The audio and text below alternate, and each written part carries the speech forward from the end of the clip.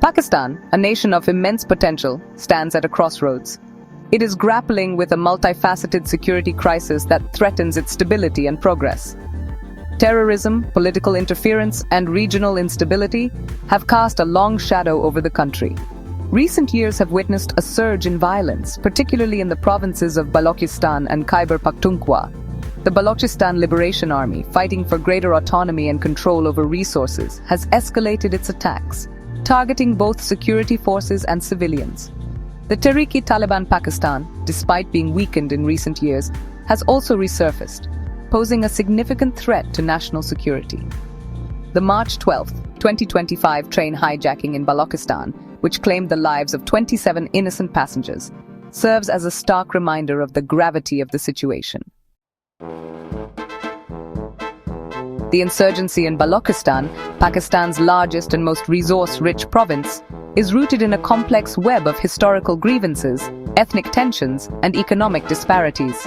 The Baloch people, who constitute a majority in the province, have long accused the central government of political marginalization and economic exploitation. The discovery of vast mineral and natural gas reserves in Balochistan has further fueled the conflict. The Baloch people feel that they have not benefited from the exploitation of these resources, which are largely controlled by the federal government and multinational corporations.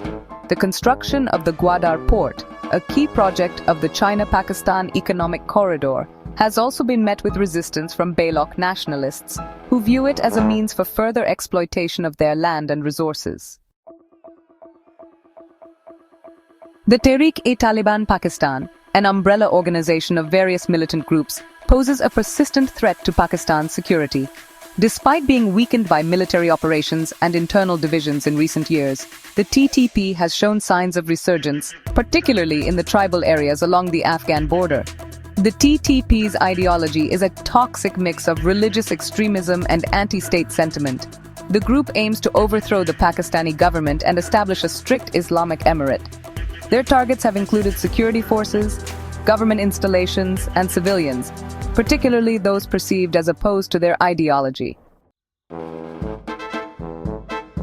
Pakistan's security challenges are exacerbated by persistent political instability and interference in security and administrative affairs.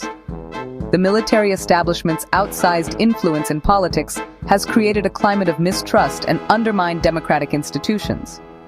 Allegations of election rigging, suppression of dissent, and the muzzling of the media have further eroded public trust in the political process.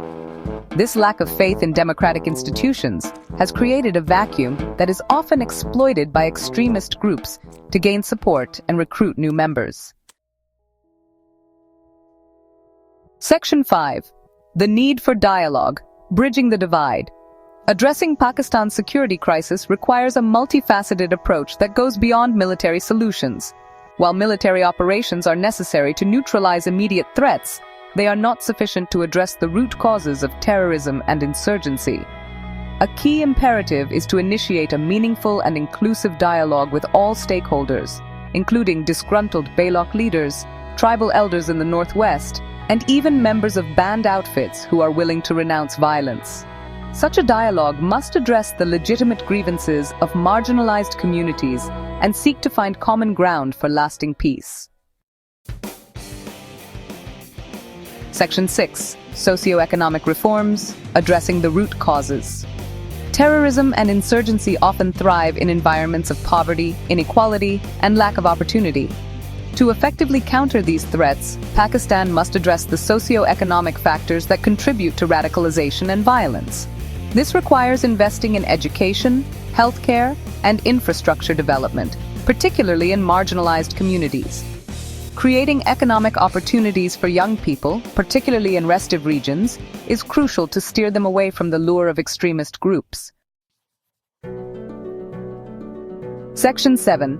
Regional cooperation, a shared responsibility. Pakistan's security challenges are interconnected with regional dynamics. Instability in Afghanistan, particularly after the Taliban takeover, has had a spillover effect on Pakistan, providing safe havens for terrorist groups. Enhanced cooperation with neighboring countries, including Afghanistan, Iran, and India, is essential to address cross-border terrorism, share intelligence, and work towards regional stability. Section 8. International support, a global imperative. The international community has a vital role to play in supporting Pakistan's efforts to combat terrorism and promote stability. This includes providing financial assistance for development projects, sharing intelligence, and building the capacity of Pakistan's security forces. However, international support should be conditional on Pakistan's commitment to democratic reforms, human rights, and the rule of law.